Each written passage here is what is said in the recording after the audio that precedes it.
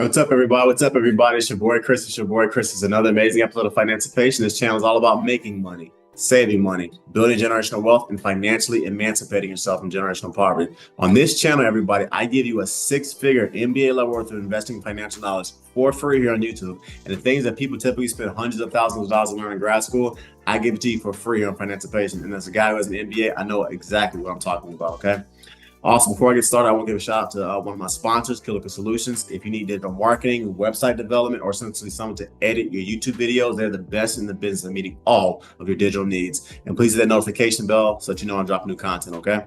I recently did a financial one-on-one with a young man named Cameron. I was helping him essentially build his generational wealth and do some financial consultations and coaching with him. And he asked me to start doing more financial-based content around college students because Cameron is essentially about to start his mechanical engineering journey.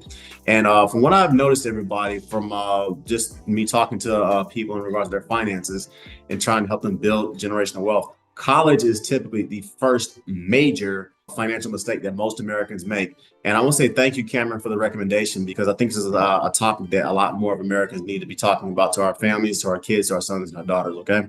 So with that, let's get started as we talk about 7 ways to go to college for free. So the first way to make college more affordable is to apply to well over 100 scholarships before the first day your fall semester starts. Scholarships, everybody, are free money. I want to get a show of hands, okay? How many of you all do not like free money?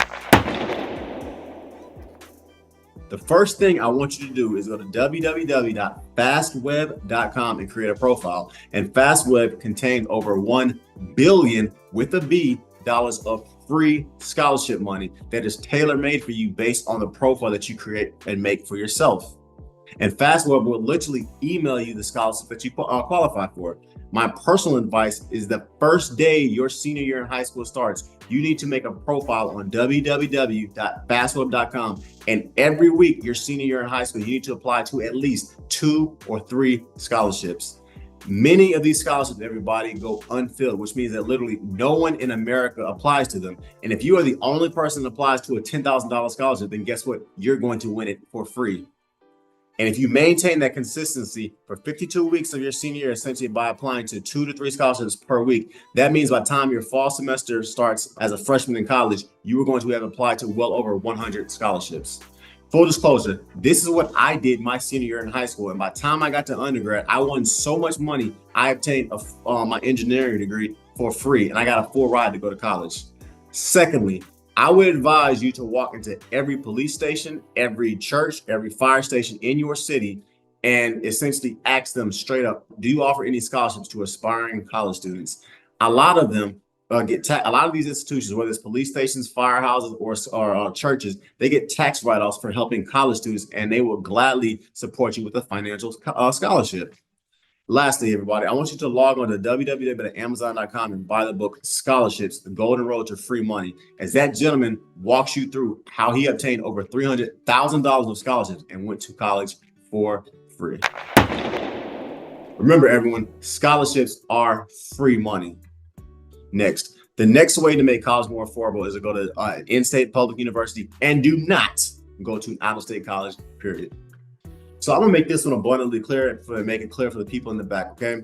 Unless you get a full athletic or academic scholarship, do not go to an out-of-state college, period. Let me say it again. Do not go to an out-of-state school. Go to an in-state college. At the time of this recording in 2024, and according to educationdata.org, the average 4-year public institution costs $65,000 for a bachelor's degree. At the time of this recording in 2024, and according to educationdata.org, the average 4-year out-of-state public college costs $110,000 for the exact same 4-year bachelor's degree. Why on earth would you spend $45,000 more for the exact same college degree that typically won't pay you 1 penny more when you graduate from another school? Once again, in-state college, $65,000, out-of-state college, $110,000. It makes no sense. As a mechanical engineer, I work with a lot of Ivy League educated guys from Georgia Tech, from Cornell, from Yale. And the only difference, real talk, that I noticed between the people who went to the public universities that I went to and these Ivy League universities was typically the Ivy League university kids had a lot more debt than I did. And after 1 or 2 years, essentially, of working in corporate America, no one cares what school that you went to. All they care about is, can you do the job and how fast can you do it? Names don't matter nearly as much today in America as they used to 30 or 40 years ago. And once again, everybody, the next way to make college more affordable is to go to an in-state school. Do not go to an out-of-state school under no circumstances unless you get a full academic or athletic scholarship, okay? Next, the next way to make college more affordable is to live on campus and eat cafeteria food. This one should go without saying, people, but stay on campus and eat cafeteria food and do not go to essentially shop at Wendy's, McDonald's, In-N-Out Burger, Bojangles, or Pizza every day when you're in college. Not only are you going to save thousands of dollars by eating that nasty cafeteria food, it's also going to stop you, honestly, real talk, from probably gaining about 50 to 100 pounds while you're in school. Simple as that. Now, let's talk about campus housing, okay? On-campus housing, that is. Unless you can physically walk from your off-campus housing to all your classes in college, it is flat out dumb to rent an apartment off campus and have to drive every day to and from school to get to your classes, okay? First of all, you have to have a car if you live off campus. That's going to cost you a lot of money in gas. It's going to cost you a lot of money in parking fees, and it's going to cost you a lot of money in maintenance on your vehicle. You're a college student. You're broke. Why are you wasting money on that kind of stuff? Secondly, off-campus housing apartments are typically much more expensive than on-campus dorm rooms. And third, if you are really serious about cutting down the cost of college, become a resident assistant or an RA, and your housing costs are literally free. And if you do this, it's going to cut the cost of your college by as much as 35 to 40%, as your room and board are free as a resident assistant. So do not live off campus or get off campus housing. It's stupid and it's an unnecessary expense to live off campus. And lastly, I can't speak for the ladies or whatever, because I'm very clearly not that. But to all my fellas and young men that are listening, you will meet a lot more women if you live on campus and eat the cafeteria food every day. I'll leave it at that. So everybody, the next way to make college more affordable is to live on campus and to eat cafeteria food. Next, the next way to make college more affordable is to study science, technology, engineering, healthcare, law, or finance and get a 21st century degree.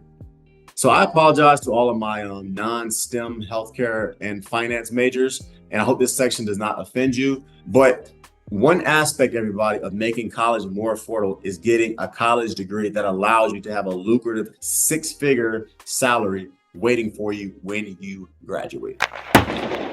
Another aspect, everybody, of making college more affordable is also to get that degree that has a national unemployment rate of under 1%. And if you get a degree in science, technology, engineering, mathematics, healthcare, law, or finance, you will literally always have a job. Perfect example. When Elon Musk told his electrical engineers during COVID to stop working remotely and that they had to come to work or he'd fire them, they immediately all quit their jobs. And you know what's dope about it? The next day, all these electrical engineers got $300,000 and $250,000 job offers to work for Blue Horizon, to work for Google, and to work for Microsoft. In 2024, everybody, the average chemical engineer in America makes $110,000 a year. In 2024, the average medical doctor in America makes $295,000 a year. In 2024, the average financial professional in America makes $120,000 a year. In 2024, the average research scientist in America makes $160,000 a year. In 2024, the average mechanical engineer in America has an unemployment rate of only 1.1%. In 2024, the average medical doctor in America has an unemployment rate of only 0.39%. In 2024, the average financial professional in America has an unemployment rate of only 1.5%.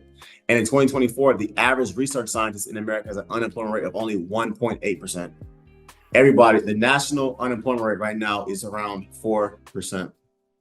In other words, if you get a degree in science, technology, engineering, healthcare, law, or finance, the unemployment numbers for us, because I'm a mechanical engineer, are literally half of what they are for everyone else in America. And if you are a doctor, a scientist, an engineer, you could literally cuss out your boss on Wednesday morning, and by Thursday afternoon before lunchtime, you would have another job waiting for you that's going to pay you roughly 20% more than you were making at the last company you were at. As a mechanical engineer myself with an MBA, I have recruiters literally calling me every day to get job offers and to take job offers in other parts of America and other parts of the world. And the next way to make college more affordable, everybody, is to get a degree in science, technology, engineering, healthcare, law, or finance, because those are the careers that pay 6 figures and have very, very low unemployment numbers, okay? Before I go any further, please hit the notification bell. Please hit that like button. Please share the video. Please comment. Please subscribe. It helps the algorithm. And I thoroughly enjoy giving you guys free content. As you're getting an MBA level worth of financial education on this channel for free. The next way, everybody, to make college more affordable is to get an internship, a co-op, or a corporate job with a company you're actually going to work for every summer that you are in college. So the first thing I want you to do to all my aspiring freshmen is that when you walk on campus is to be very, very intentional about getting summer internships, co-ops, and or summer undergraduate research opportunities with the university or science lab every summer.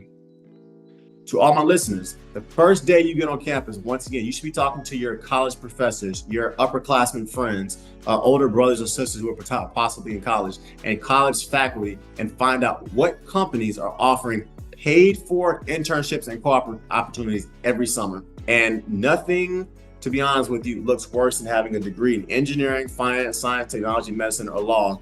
And then when you're about to graduate from college, your resume says you worked at Wendy's or Bojangles or Walmart every summer. On the flip side, nothing looks better than having a degree in science, technology, engineering, math, healthcare, law, or finance, and having all the money that comes with that, because every summer you worked at a job at an engineering firm or at a general contractor or for a law firm or a hospital. When you have that kind of experience on your resume, guess what? They're not hiring a college student. They're hiring a young professional who actually has work experience. Another cool thing about having paid internships every summer is that they generally pay you significantly more than working at Walmart or McDonald's. So for instance, I'll give you an example, okay? Because I had an internship in a co-op every summer. If you work 30 hours a week, right?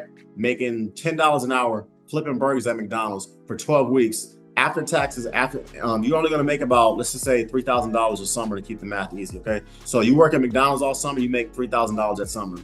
Whereas if you get a paid for internship working 40 hours a week at a Fortune 500 company, a medical suite, an engineering firm, or for the federal government, during that same summer, if they pay you $30 an hour for 12 weeks, after taxes, you were looking at bringing home over $10,000 during that same time period. So you can make $3,000 working at Wendy's and McDonald's and pretty much destroying your summer, or you can make $10,000 working for a Fortune 500 company and offer you a full-time job before you graduate. You make the decision, okay? Full disclosure, as I stated earlier, I obtained an internship or a co-op every summer I was in college when I was an undergrad. And when my boys were essentially working at the movie theater or Walmart over the summer making about $2,000, I was blessed because I was working in engineering and construction firms in Philadelphia, in cities like Chicago, and pretty much all over the country, making between $7,000 to $10,000 every summer that I was in college. And also what's dope about it was I literally had a full-time job opportunity waiting for me by the end of my junior year in college. And the reason why was because I had so much experience prior to graduating. And literally when my senior year in college started, I actually had a full-time job offer waiting for me. All I had to do was just graduate.